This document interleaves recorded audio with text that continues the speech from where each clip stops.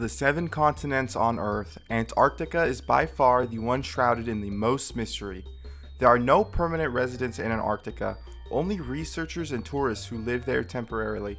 Even counting temporary residents, there are still only between 1 and 5,000 people on the 5 million square foot continent throughout the year, due in large part to the freezing cold temperature, which is routinely in the negatives. Because of the mysterious nature of the continent and the amount of uncertainty there is surrounding it, many people have come up with many theories involving what exactly is going on in Antarctica. Today I will be going through some of these theories and evaluating which ones are the most plausible. The first theory surrounding Antarctica revolves around Adolf Hitler and the Nazis. And the theory goes that after World War II, the Nazis fled to a secret base in Antarctica. Nazi Germany's experience with Antarctica started in 1938 when Hitler sent the ship Schwabenland to get whale oil. If you didn't know, whale oil is used when making margarine, which is used in butter, cream, bread, and other food, and Hitler needed lots of margarine to feed his military. So, on December 17, 1938, 82 German scientists and military personnel embarked on their journey to Antarctica. The trip itself was pretty uneventful. They got their whale oil, explored the area a little using flying boats, and left 2 months later.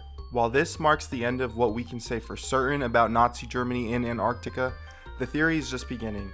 2 German boats, U-530 and U-977, made a trip to Antarctica 2 months after World War II ended and eventually arrived in Argentina. Many people believe that one of these 2 boats carried Adolf Hitler, who was thought to have killed himself at the conclusion of the war.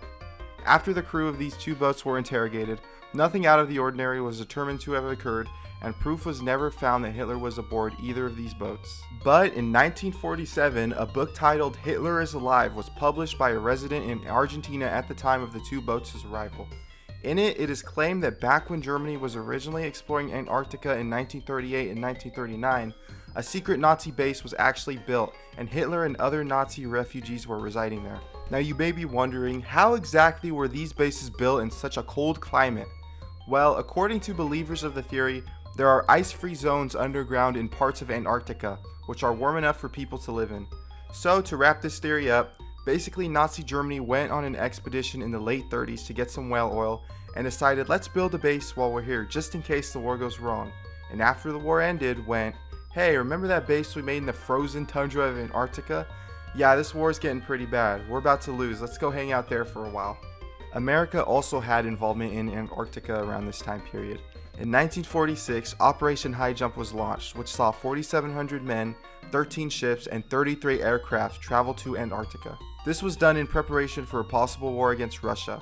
While in Antarctica, the soldiers set up a base, tested equipment for use in a cold climate, established American sovereignty in the region, and gained knowledge on how warfare would look in such a cold climate.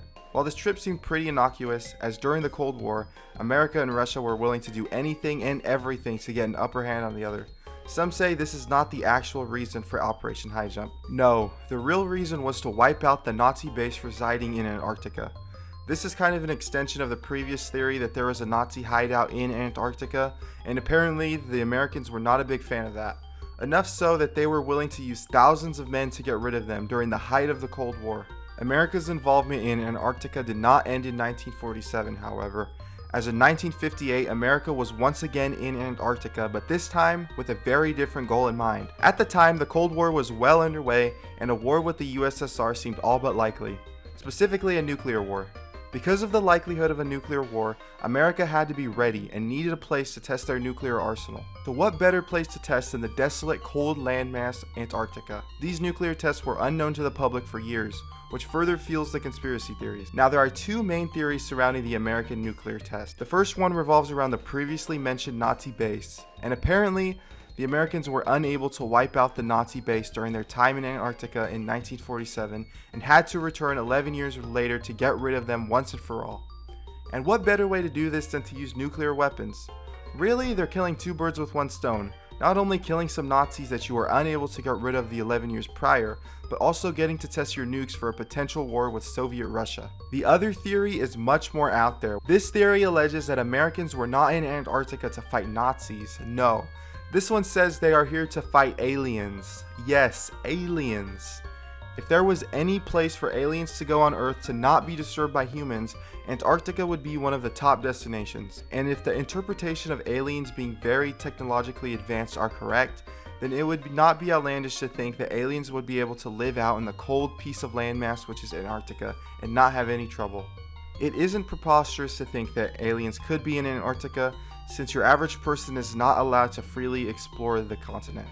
The reason given is to protect people from the harsh conditions of Antarctica, but is it really that outlandish to think that the real reason might be to hide something that lives there, specifically aliens? To recap, the theories we talked about were that Hitler fled to Antarctica at the conclusion of World War II, America took a trip to Antarctica to fight Nazis, and that there are actually aliens in Antarctica that America decided to try to meddle with. So, how plausible are all of these theories? Well, the first one is definitely the most plausible of the three in my opinion. A lot of the circumstances surrounding Hitler's supposed suicide are very murky, which lead a lot of people, including myself, to question if he really killed himself or if perhaps he got away. And Hitler supposedly had a fascination with Antarctica, so it's not out of the realm of possibility that Hitler liked Antarctica so much on his voyage for whale oil in the 30s that he decided to build a base there and use it as a last resort if the war does not go his way. One questionable piece of the theory is that the claim of there being underground spots in Antarctica which are not freezing cold is incorrect.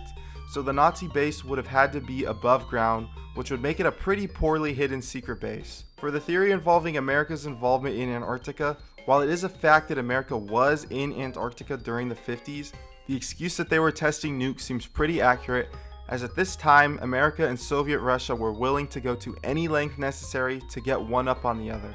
The final theory with the aliens in Antarctica is by far the most outlandish. While most people at this point, including myself, believe in aliens and think they are real, I doubt they were fighting American soldiers in Antarctica and decided to not show themselves again after.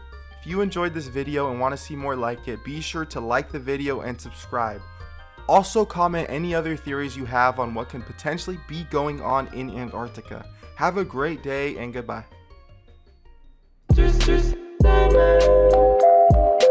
Bring me a dream. Make him the cutest cute that I've ever seen. You give him two lips like roses, roses and pearls. Then tell him that lonesome night.